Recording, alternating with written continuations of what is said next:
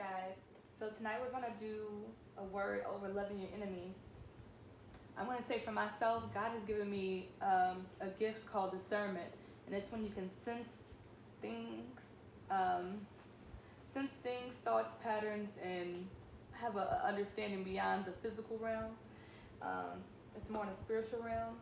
With that being said, there's been a lot of instances where I had friendships or dealt with people in relationships where I knew more than what meets the eye. Like I knew more than what I let on to know. In some friendships, I can sense a sense of jealousy, or I can sense when they were hurting or when they were in pain. Whenever they were just looking normal and didn't want anybody to know, when they were trying to hide what it is that they felt.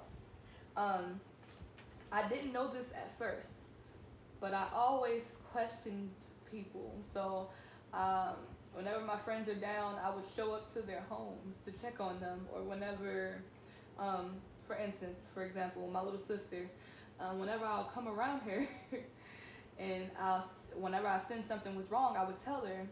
And she recently told me within the last 2 months, she was like, you always know what's going on.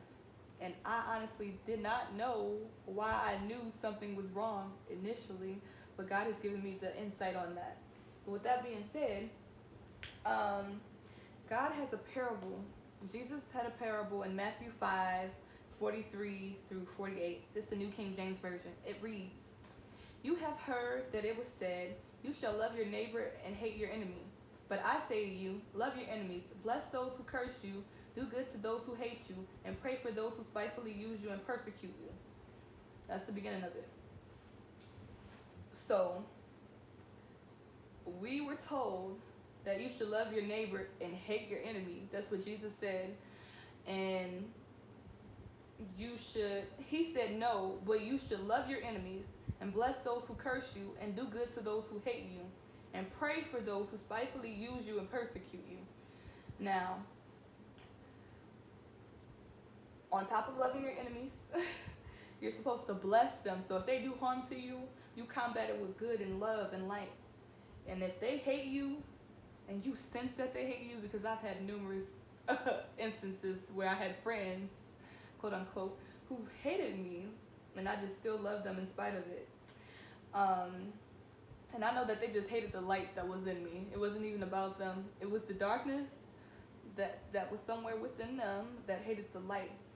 And it says, pray for those who spitefully use you and persecute you. So if they spitefully use you, call you up and ask you for money, and you give it to them, and you're just a loving, kind-hearted person, you pray for them, because they don't know what they do. So if they're using you and they're persecuting you, they're mocking you, making fun of you, copying everything that you're doing, they don't mean no harm by it. They don't understand that it's a spiritual thing, that they're operating with a demonic spirit.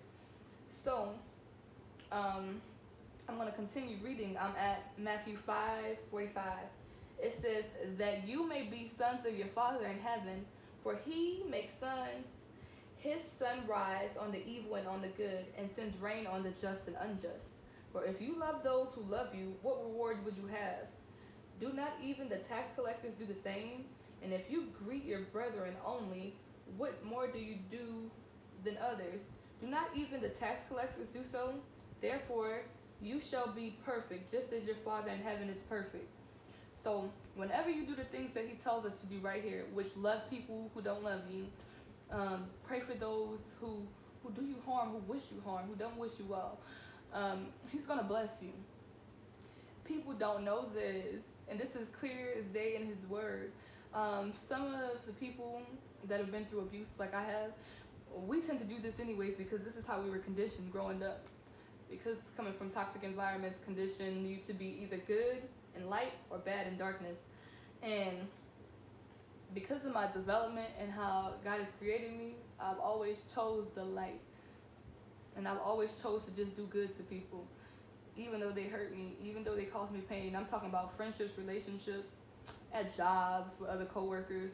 Like I had coworkers at the job that I previously came from, where I would be doing something, or I would do something, and I would let them take credit for it, or I would be in the midst of them, and they'll be acting crazy, and I will still love on them. And I'm sure they couldn't understand why. It's because it's more than what meets the eye. It's more than a physical realm. It's God thing. Alrighty, guys, that's all I got for this evening, and y'all have a blessed one.